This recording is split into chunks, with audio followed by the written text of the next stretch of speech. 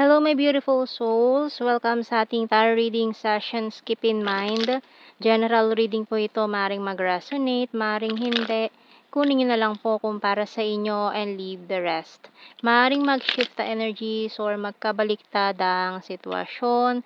Kaya kayo na pong bahala kung saan kayo nakalugar sa reading natin. Okay? So, let's see.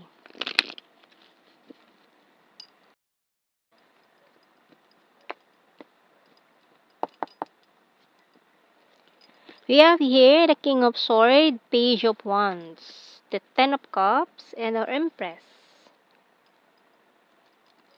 Six of Swords, Six of Pentacles, Seven of Wands, and Nine of Wands. Bottom card natin is the Magician. Okay.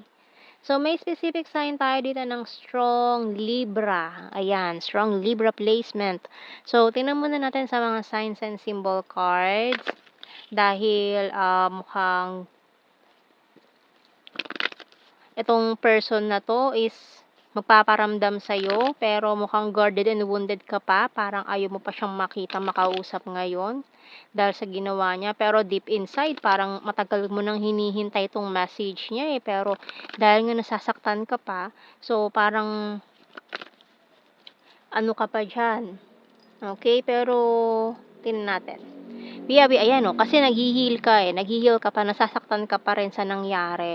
Pero still, itong taon to, matagal ka na niyang hinahanap, matagal ka na niyang gustong kausapin, pero parang umiiwas ka talaga sa kanya. Kasi nga parang hindi ka ready na makausap siya. So, we have here the Magnet and Tree, Light, Traffic lights, and butterfly. Bottom card is the Lantern card. So, lalo na kung twin flame connection to, talagang hindi nyo maiiwasan ng isa't isa. Talagang iaano rin kayo eh, kumbaga maghihilahan kayo nitong taong 'to eh. Kumbaga anuhan na laang ng pride, kung sino magbababa ng pride, ganyan, ego clash ang nangyayari dito, pataasan kayo diyan ng ego, ayan. So, mukhang it's about the right timing na, right time, tamang panahon, or kung ano man yung gusto niyong itawag para magkaayos kayo nitong taong 'to. It's about the right time para kalimutan na yung nangyari in the past, magkapatawaran na, 'no? Kasi sayang naman lalo na kung twin flame connection 'to, na natali lang sa karmic, 'di ba? So, ngayon okay na, nagkaroon ng spiritual awakening and na ano niya na-figure it out na niya yung mga nangyayari ngayon na dati hindi siya naniniwala do'n, hindi siya naniniwala sa mga sa ganyan, soulmates, twin flames, divine counterparts, so mga ganyan spiritual thing, 'di ba? Hindi siya naniniwala do'n. Pero ngayon nung naliwanagan na siya, ayan, nakita na niya yung totoo with this butterfly, nagkakaroon na siya ng transformation, nag-heal na. Ngayon, this person is looking for you, hinahanap ka niya ngayon, and gusto niyang ayusin. Kasi sayang eh, with this tree, ang lalim na ng ugnayan nyo, ang dami nyo ng past life na pinagsamahan itong taon to, maring soul tribe, soul family, ganyan. And sayang talaga 'to. Ayan 'no, with this lantern na ngayon parang, every night this person is thinking of you, nahihirapan niyang matulog sa gabi at kakaisip sa'yo. So, tingnan natin anong message ng Archangel natin dito. Hindi na siya mapakali ngayon, eh, talagang hinahanap-hanap ka niya, eh. So, we have here All is Well by Archangel Jeremiel. Everything is happening exactly as it's supposed to. With hidden blessings, you will soon understand. So, maring ngayon naintindihan na niya kung bakit nangyari yung mga bagay na yun before, na nagkahiwalay kayo, may piniling iba with a karmic energy. So, ngayon parang nagising na siya sa katotohanan. Okay? So, tingnan natin, tarot messages, oracle cards, caught in the middle. Kasi ngayon nagkaroon ng third party issue, karmic relationship, na sumira, naging ayan, no, twin flame. Okay, so nagkaroon na ng karmic, nanira sa connection, tired and need rest, I'm proud of you. Ayan, ngayon, ito siya every night, crying over you, feeling lost. I'm addicted to you. We're compatible to each other and I want to surprise you. Surprise visit. Parang ang tagal niyo itong pinagplanuhan. Magugulat ka na lang, nandyan na siya sa harapan ng pinto ninyo, kumakatok sa iyong pintuan. naghahanap ng makakausap, ganyan. So, tingnan natin, honesty is the best policy. Parang kanta yun, "Heto ka na naman, kumakatok sa aking pintuan." Ayan, muling naghahanap ng makakausap. So, tingnan natin, hindi ko alam yung title, basta yun. Tingnan natin more messages. Okay, tingnan natin. I hid who really am from you. We need to let each other go. So, ayan na nga, kasi nga, kailangan nyo talaga mag-grow apart, lalo na kung twin flame kayo. And then, muli kayong pagtatagpuin ng universe kapag na-kompleto nyo na, kumbaga, successful na kayo sa inyong mga mission individual.